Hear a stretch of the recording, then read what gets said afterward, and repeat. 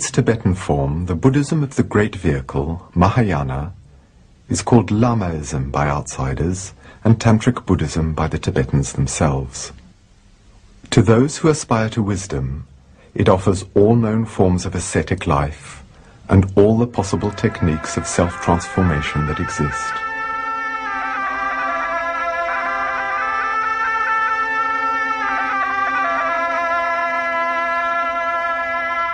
This Tibetan Buddhism presents itself as a pyramid, whose base is monastic life common to all forms of Buddhism, whose summit is meditation without form, in which is revealed the unity of all things, the impermanence of every element in the universe, in which only the Absolute is eternal. Between this starting point, common to all those who have heard the call, and the perfection that is reserved only for the chosen few, stands the structure of Tantrism that is so disconcerting for outsiders with its pantheon of divinities in terrifying forms, its sexual symbolism, and, in addition, its yogic practices. These monks, confessing to transgressions of the rules, are members of one of the orders called Red Hats, among whom one can find the largest number of both hermits and, on the other hand, married monks. The monks devote themselves to studying metaphysics, sometimes for years. This path can be compared to that of monks anywhere, but the exchange of ideas concerning the noble questions takes on a typically Tibetan form.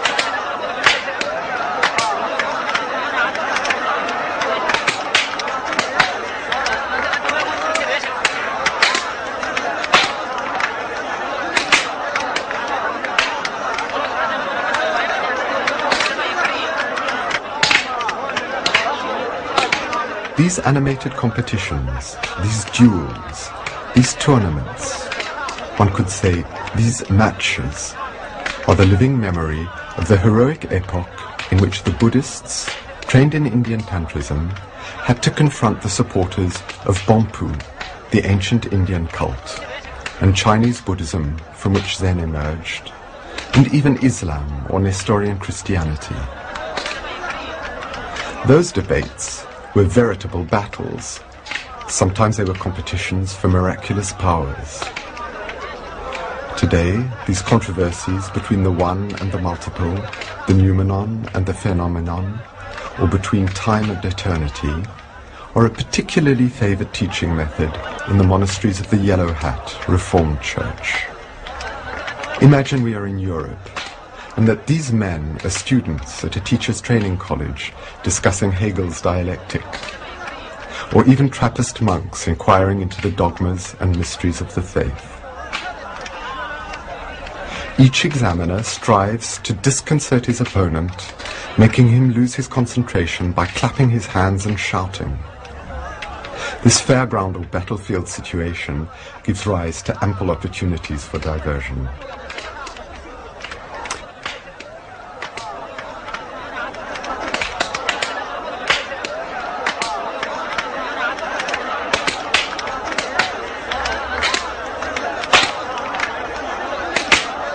The infant monks also practice in the same way, whether tulkus, incarnate lamas, meaning children who have been recognized as a new manifestation of a master or deceased sage, or simply ordinary monks.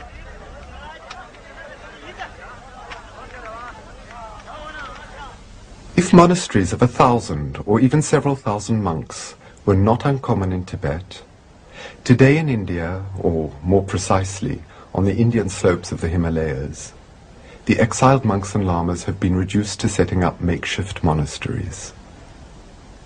For example, Dukpa Tuksi Rinpoche, Guru, that is to say, master of the Red Hat order called Kagyupa, endeavors to educate and provide for a handful of monks without any material resources, who are destined to continue the long lineage of yogis, disciples of the great ascetic Milarepa.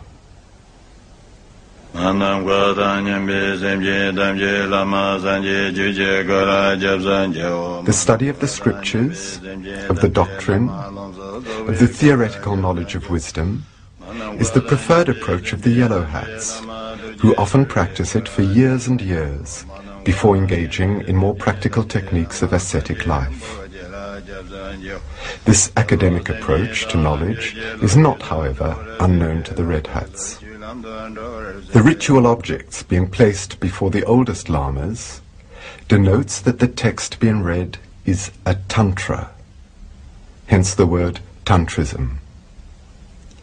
These tantras are esoteric books composed of both metaphysical treatises and manuals concerning ascetic techniques.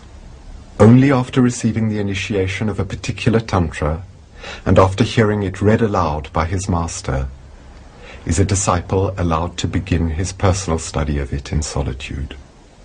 These tantras, symbols of the fundamental forces that go to make up a human being and the universe as a whole, are of different tantric deities, visualized by lamas during their meditations. These tantric divinities or deities play a fundamental role in the Tibetans' form of meditation, especially in a highly significant form of meditation ritual, that of the mandala. In the winter fog, 4 lamas are working together, setting up what is in fact a very simplified mandala of the kingdom where the principal deity of their order resides, E Vajra. The construction of a mandala is already a ritual in itself. These monks are working without notes or models to refer to. They work together in harmony at a shared task that is already a way of broadening one's limited individual consciousness. Nothing is left to chance in the way that the lines and spaces are arranged around the central point, which represents the whole, the totality. The building of a mandala, even a simple one like this, takes a minimum of 2 whole days. 2 days for which the monks have prepared themselves by lengthy fasts and prayers. Meanwhile, life in the monastery continues, with work, study and daily offerings, activities which, in monasteries the world over, punctuate the hours in the monk's daily life. Once the outlines are completed, the lamas add the colors to the mandala, putting the powders of the 5 symbolic colors on the appropriate sectors: green, yellow, blue, red and white. 5 colors, 5 directions: north, south, east, west and center. This division into 5 can be found everywhere. 5 Dhyani Buddhas, each one being an aspect of the Absolute or Supreme Buddha. 5 subtle energy centers in the human body. But there is also a 6th point situated above the mandala that is out of space and time, and is what Christians call everlasting life. These faithful people are searching for this everlasting life, although they are not fully aware of it. They make the ritual tour of the temple and turn the wheels containing holy scriptures in memory of the wheel of Dharma. The practice of mandala meditation is considered to be a way towards reaching one's Buddha nature, for its geographical and spatial symbolism has, above all, a dynamic quality, which leads the person who lives this experience from the periphery towards the center, from multiplicity towards unity, and at the same time from illusion and death towards reality and life. For the mandala, a visual symbol is a concrete support for meditation. It is, above all, a plan or a map of a deity's domain, a place in the center of which his palace or temple and his throne can be found.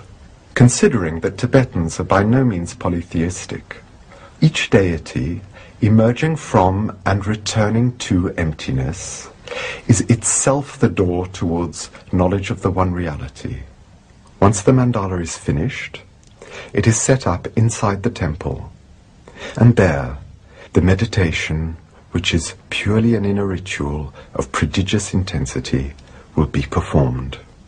Each participant will experience the liturgy of the mandala and, through the acuteness of his attention, will take the inner path that leads from the dark exterior world to the light of the kingdom, and to that darkness which is even beyond light, that of the uncreated. For the center of the mandala is the Alpha and the Omega, the chaos from which the world emerged and where time comes to its completion. It is the center of the universe, and also the center of every man. It is the kingdom of heaven that is within us, within you.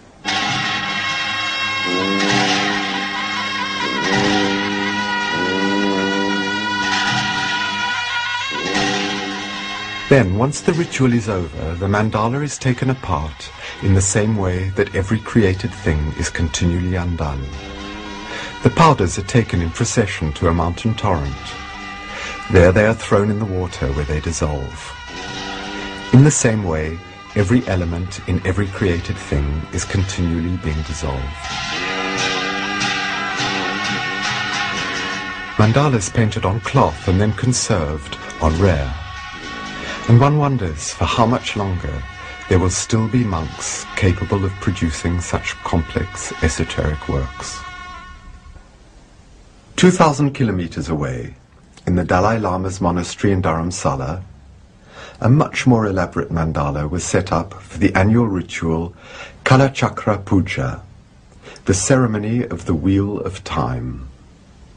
After the prayers, invocations and purifications, the monks consecrate the place where the ritual will be held, and where each person will visualize and experience the inner mandala. In a monastery in Tibet, this mandala would have been set up in the center of the temple, and the ritual performed on each of the four sides, facing all four directions. But these refugee monks from the Patala itself in Lhasa have to content themselves with the cramped conditions that compel them to place the mandala against one of the walls, and the consecration of the four regions will have to be performed on the same spot.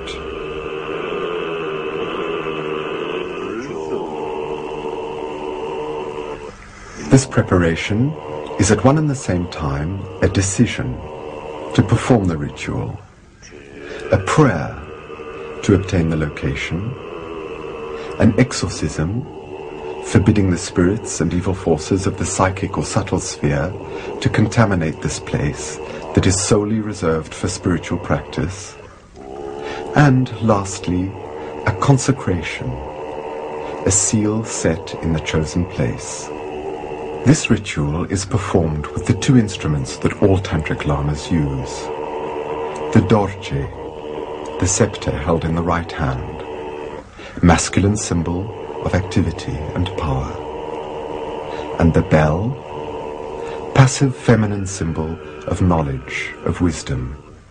To distinguish between wisdom and action, and then to unify the two, is the very foundation of Tibetan Buddhism. I have been told by Tibetan and European experts that these pictures are unique, and we are here in that secret heart of hearts of the Tibetan tradition.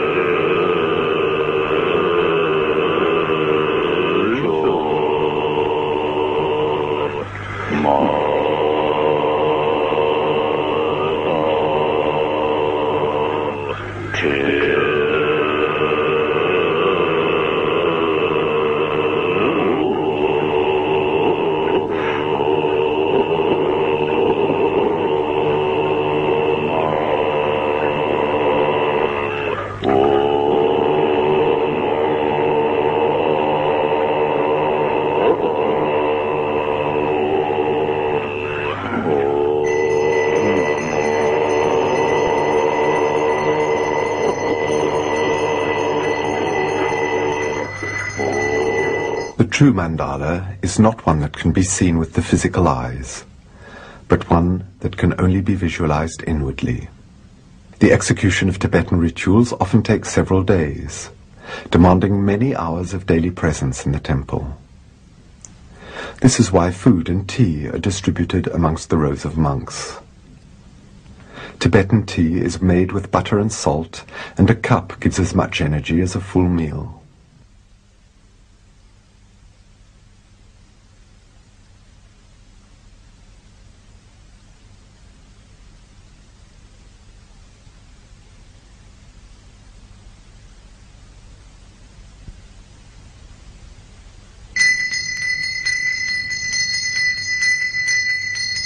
As the meditation progresses, it becomes more and more subtle and purified.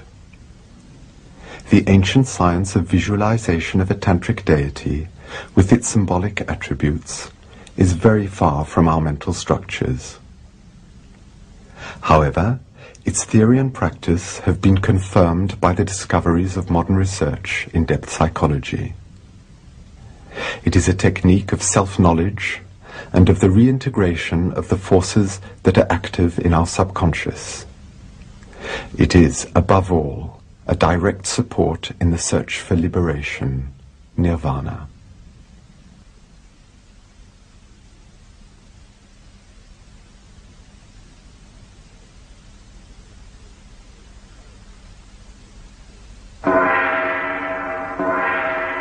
Other tantric rituals take on the form of a drama, experienced intensely by those who take part.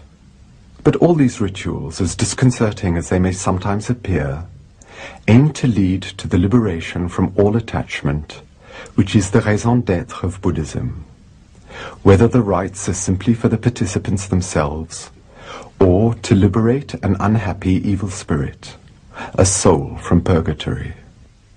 If it is a ritual intended to separate mercilessly the forces of death from the forces of life, the setting has to be appropriately terrible to suit the real psychic surgery that will take place. There are three actors to this drama. Firstly, the victim, the symbol of this attachment to the ego, which blinds us to our eternal reality. Secondly, rising over the remains of the beast in us, the great destructor Mahakala, he who destroys what must in any case be destroyed.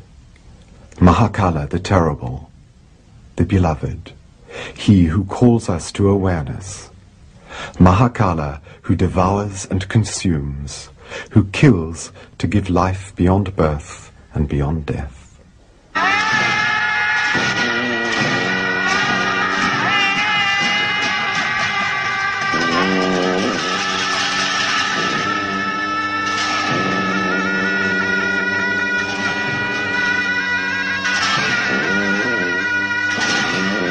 And, lastly, there is the officiating Tantric Lama, Khyentse Rinpoche, considered in India today as one of the greatest sages of the Red Hat Order. Identified with Mahakala, Khyentse Rinpoche is about to celebrate a series of rituals, including yagna, or the sacrifice of burnt offerings, and the ritual murder of 3 effigies. His weapons are the mantra, sound or invocation, and the mudra, a movement not only of the hands, but of his entire being, the repercussions of which are felt well beyond the physical and bodily plane.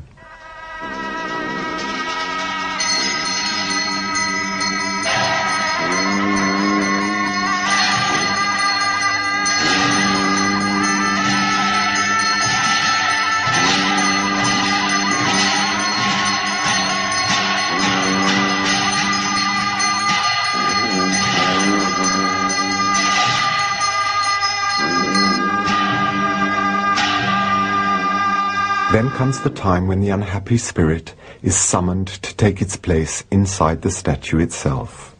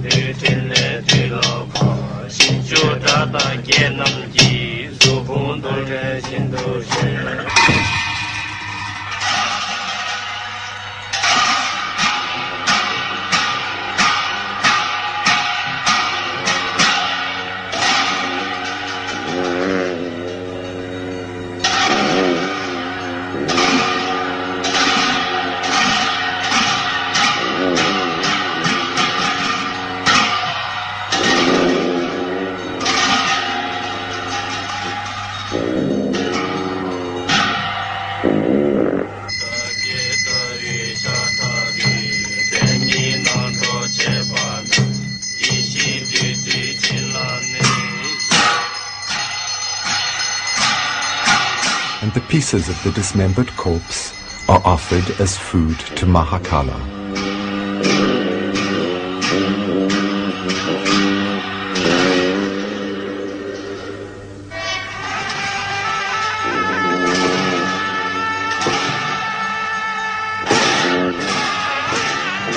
Khyentse Rinpoche then goes to the opposite side of the temple, where a straw dwelling which has been built to receive another effigy is ready to be set alight.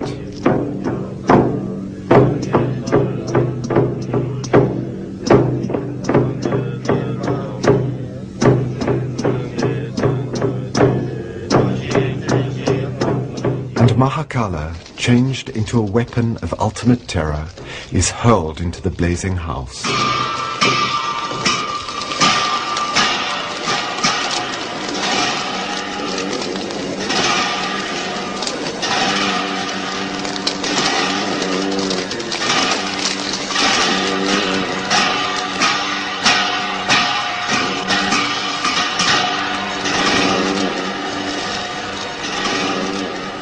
The mortal remains of the spirit are finally given a symbolic burial. His tomb is sealed with the brass plate that had contained the icon of Mahakala. Khyentse Rinpoche then celebrates a ritual that is common to both Hindus and Buddhists, yagna, the sacrifice of burnt offerings.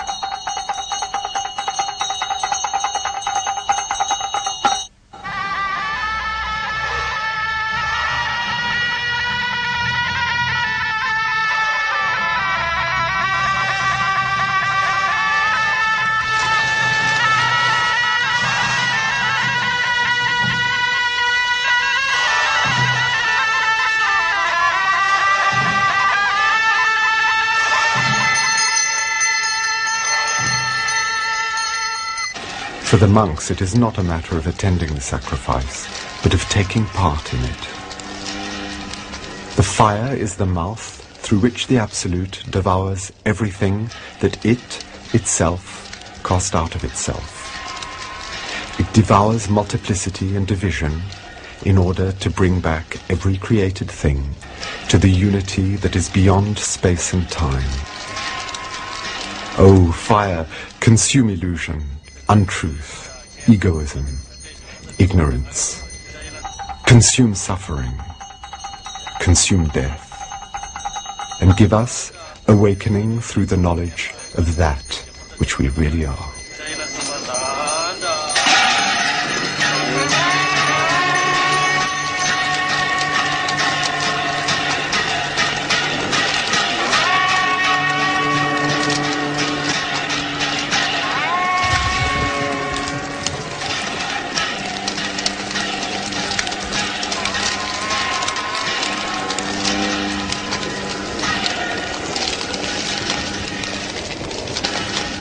Drukpa Tupse Rinpoche's monastery, the same ritual of Hom is celebrated, this time by yogi monks of the Kagyupa order.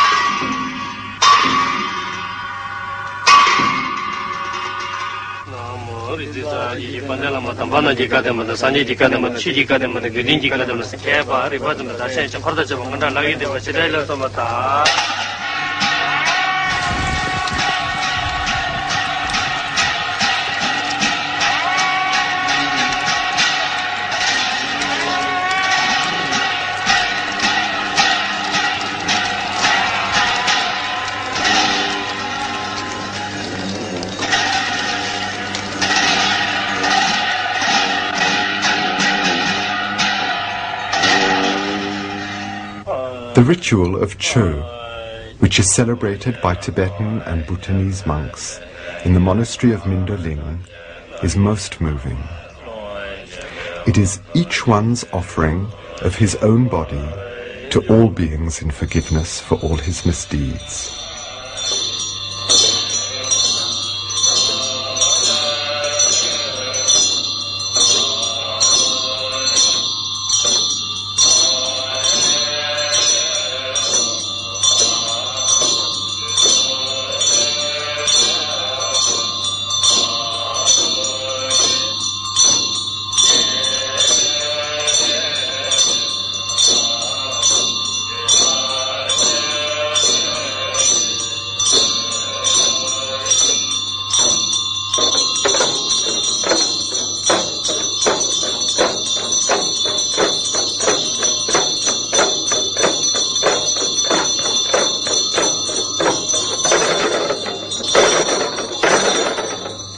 This statuette is the image of our own body, created to be a temple, but which our selfishness has made a prison, isolating us inside of ourselves and preventing us from gaining access to the infinite and to the universal.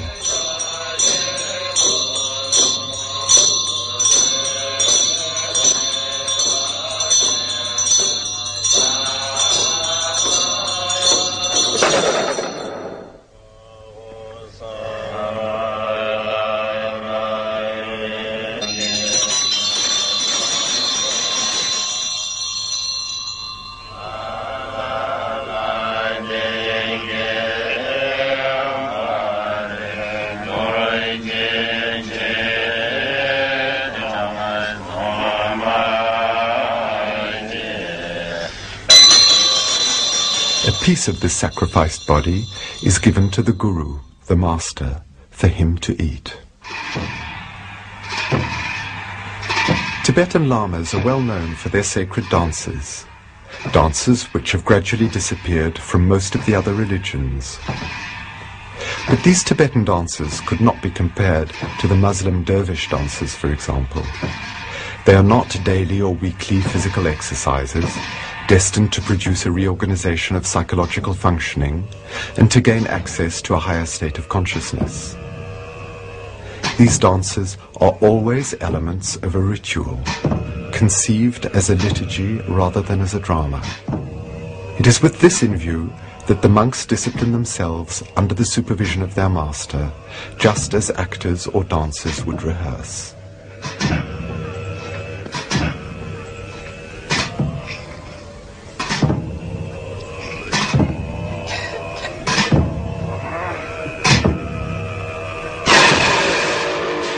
In the monastery of the great yogi and Tibetan abbot Gyalwa Karmapa at Ramtek in Sikkim, the annual dances last 2 days. On the first day, that could be considered as an ultimate rehearsal, they are performed without the symbolic masks and costumes characteristic of these lamas' dances.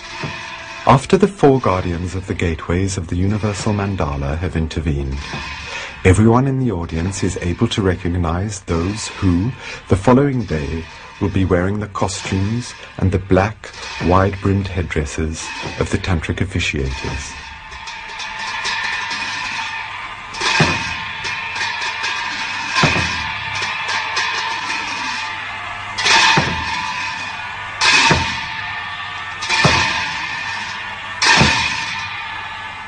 Then, those who will be wearing the masks of Mahakala and his followers.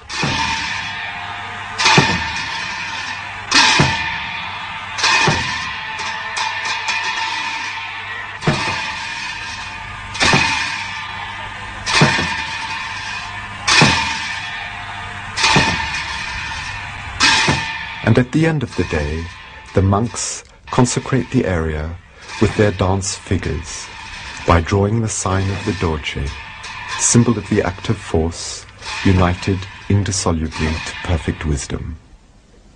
The following morning, everything is ready for the most spectacular ritual in the life of the monastery. An icon of Mahakala, the destructor, an effigy in which will reside the spirit to be freed from itself, the audience, and His Holiness the Karmapa, abbot of the monastery and head of the Karma Kagyu order.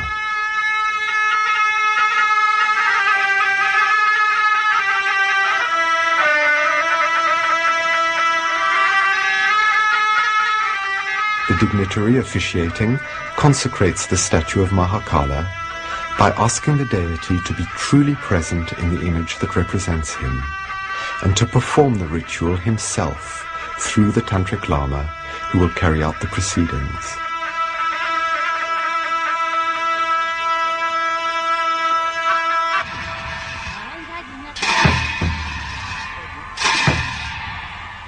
The spirit, the soul from purgatory, is summoned to take its place in the effigy.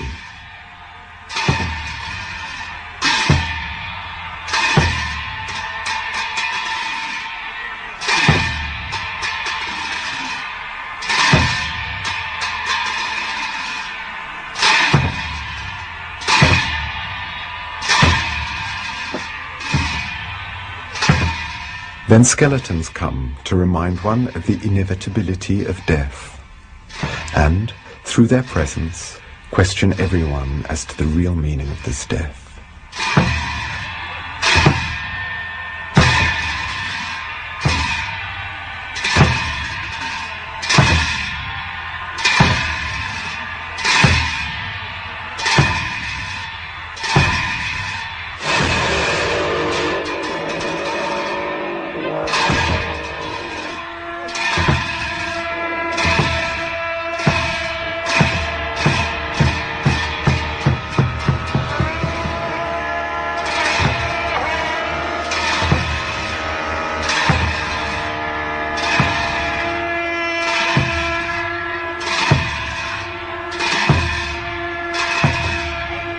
The 4 keepers of the 4 gateways protect the threshold of the sacred mystery of the new birth that follows a consciously accepted death.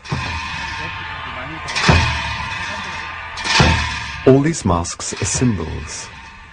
Far from being gross superstition, on the contrary, they point towards a spiritual science and knowledge of psychology which is highly evolved.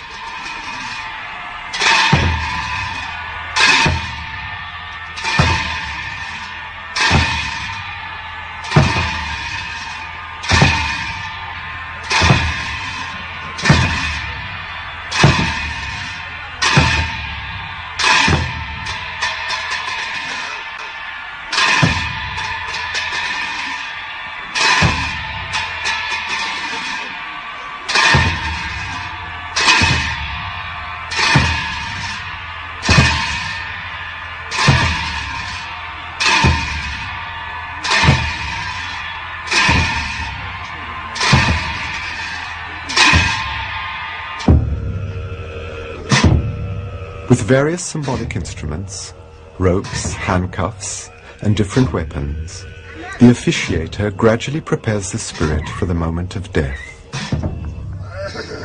It is tempting to wonder whether the corrida, bullfighting, is not the vestige of a ritual that was once sacred, when one considers the movements with the cape, the lances, the banderillas, and culminating with the muleta.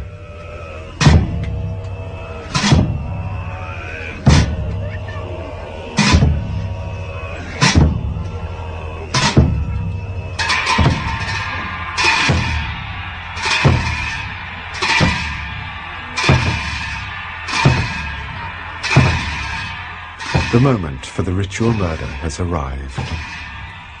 The celebrants' associates, in their ceremonial costumes, come into the arena for the death blow.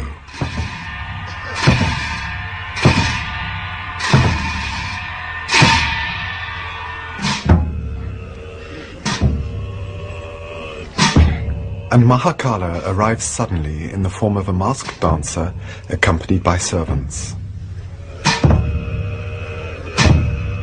Mahakala himself will give the coup de grace to the evil entity, followed in this act by all his acolytes.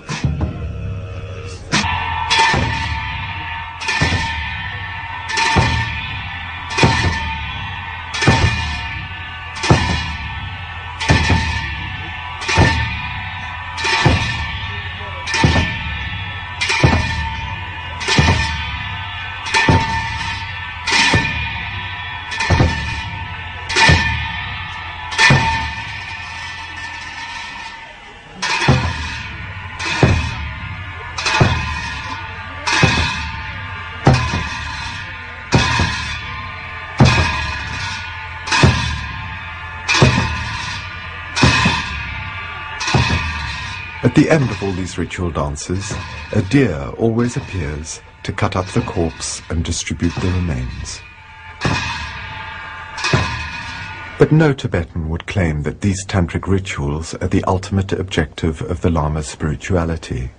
In the hermitages in the Himalayan jungles, masters and disciples take up a harsher ascetic life of yoga, in what is considered to be a more advanced stage on the path.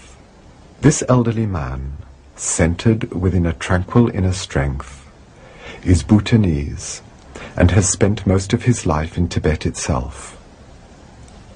Those around him are wearing the Bhutanese national costume and have all come to honor a stupa under construction. But this man is not simply a serene old man. He is, above all, a yogi, a very great yogi.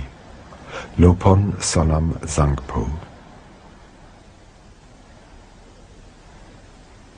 There are only 3 young people who, having successfully passed all the severe tests imposed on them, have been chosen to become disciples and allowed to receive their initiation from him.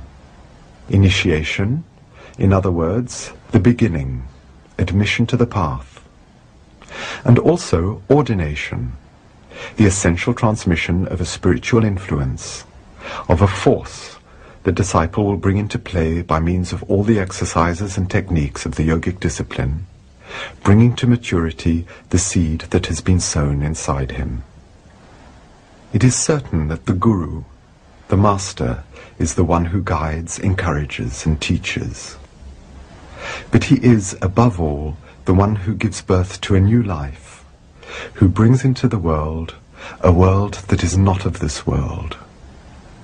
It is out of time, blessed, limitless, made of stillness that is more active than any movement, made of silence that is more vibrant than any words.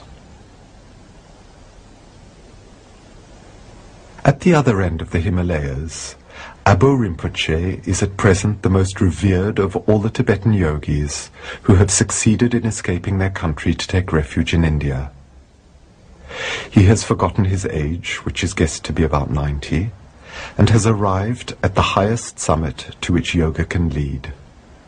He also is a truly qualified master who can lead a disciple all the way to the end of his journey, to the other bank of the ocean of sorrow. But he too, as all other true yogis, restricts his teachings to the initiated only. Tibetan yoga has taken on a form that is quite different from Hindu yoga, whose postures and elementary breathing exercises are popularized today in bookshop window displays everywhere. However, amateurs must be warned that the Tibetan's yoga is far from being put up for sale on the worldwide market of Orientalist fashion and spiritual gimmicks. You may only see certain exercises that are amongst the most simple and the first to be taught. And yet, only a few years ago, in Tibet itself, nobody, not even a monk who is not a yogi, would have been allowed to have a glimpse of these movements and postures that were kept in absolute secrecy, and anyone trying to watch them in secret would have been severely punished. All physical yoga is based on a paradox: to transcend the mortal body, to go beyond the limitations of that body, by devoting to that very same body one's attention and efforts. For yoga is one aspect of Tantrism, and according to Tantrism, nothing, absolutely nothing, must be refused, denied, or repressed.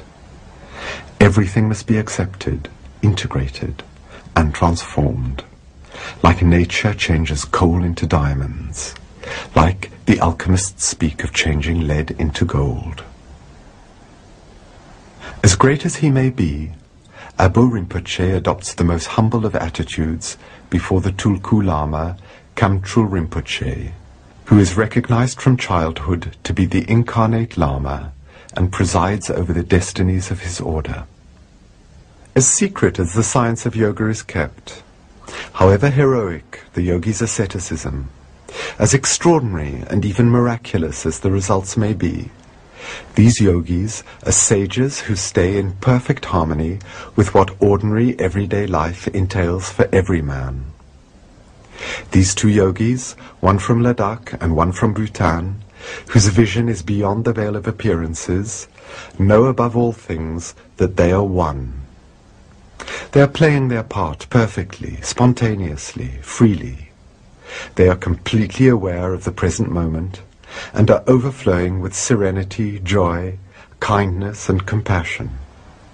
For they are free from any trace of the past, whether conscious or subconscious, and they are also free from the slightest preoccupation with the future. This magnificent dorje that is carefully protected in an antique silk drape has been held in Milarepa's own hands, the founder of the Order of Yogis.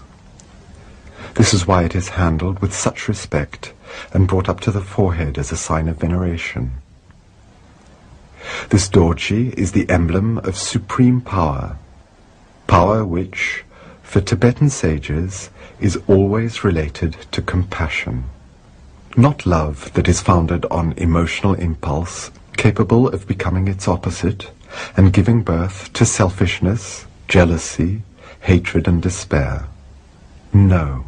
Love that takes root in the realization of the unity of all beings. Having died completely the death of his own egoism, and of the belief in his individuality separate from others, the yogi can say, "Because I no longer am, I am everybody, I am everything." To those who thirst to know, the Master answers. Little by little he reveals the secrets of the teachings. How to meditate. Where should the eyes be focused during meditation? The Tibetans do not meditate with their eyes closed but open, sometimes focused on the tip of the nose. The body must be completely relaxed and immobile in a posture that can be maintained without difficulty for several hours. Some tantric meditations are based on visualizations, visions for which no drug, no magic mushrooms are necessary. These meditations last for several hours, or even several days. The yogis use a belt to support the body in a position that is sufficiently comfortable. Tibetan yogis distinguish 5 centers or wheels in the body. The root center, the center at the navel, the center at the heart, the center at the throat, and the center at the head, called the 1,000-petaled lotus. The yogis also describe the circulating currents of energy in the body. The 2 main currents flow alongside the spine, one ending at the left nostril and the other at the right nostril. The energy or prana that animates the whole universe enters the body through the air we breathe and circulates in these subtle energy channels, or nadis. This shows the importance of certain breathing exercises, particularly the watchful and conscious participation in this process of breathing that begins with the baby's first breath and ends with the dying person's last. This yogi asked me the question, "Do you know how to recognize a true master?" "By the way he laughs," he answered himself, and effectively dissolved into laughter. The master, here Dukpa Tuksi Rinpoche, first teaches beginners to loosen the belt at the waist. Relaxing the belly is the foundation of the correct position. How would it be possible to position oneself within oneself if a tight, contracted attitude is maintained? Only the person who has discovered his center of gravity can exchange freely with the universe of which he is a part. The Tibetans locate this center of gravity in the region of the abdomen, reminiscent of the famous hara of the Japanese Buddhists.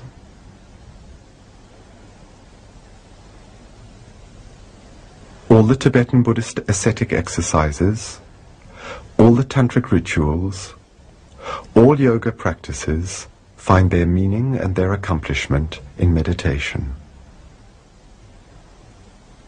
This meditation is forever changing as the disciple progresses and matures spiritually.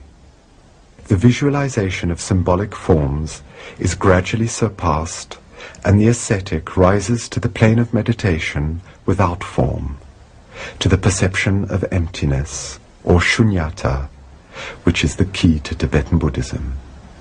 In India, amongst the refugees, as in Tibet itself around the big monasteries, small cells have been built, where a monk can go on retreat and live as a hermit for days, weeks, months, and sometimes even years. During this time, he sees no one and receives his food through a hatch.